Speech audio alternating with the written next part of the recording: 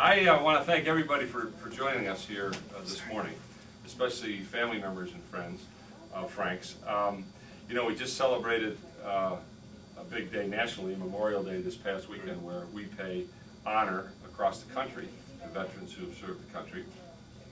Here in Buffalo, there were a lot of ceremonies that happened, and I get an opportunity every once in a while, which I say is the best part of my job, to help some people in my district who deserve the attention of the rest of the public and the rest of the people who I represent, about 600,000 people here in Buffalo, Western New York. I think all of you already know when Frank approached us, we were told that he had some medals coming to him for service to the country that through one problem or another never got to him. I'm happy to have you all join us here today.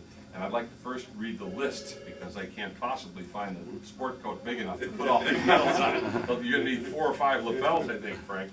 But these are the medals that we have obtained and now will deliver on behalf of not only everybody here in Western New York, but in my role as the federal government, from the Department of Veterans Affairs, and of course the President and Secretary of Veterans Affairs and others.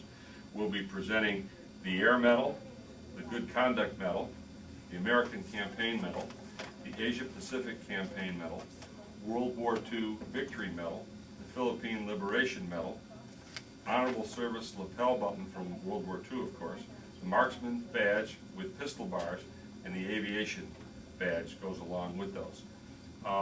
What I'd also like to say, and we'll get to this part later, I had a flag that flew over the Capitol of the United States back in March for you, Frank. Along with that certificate for you comes, we can get this out later, but I know that you're big on the flag, but this is a flag we flew over the Capitol in Washington, D.C. I brought it home with me a couple of weeks, and we know that you'll fly it proudly here in Western New York to your house. Thank you. You're very welcome. Now, I think what I'd like to do first is to present what we're going to call the Air Medal, and these are in some kind of order that I won't figure out, but if you'll allow me, I'm going to put this one on you. We'll get it pinned on and ready to go. Thank you. You may want to say a word or two.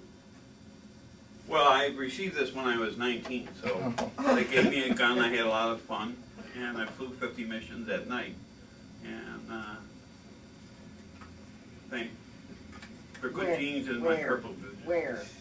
Tell where. Borneo in the Philippines, South Philippines. Thank you.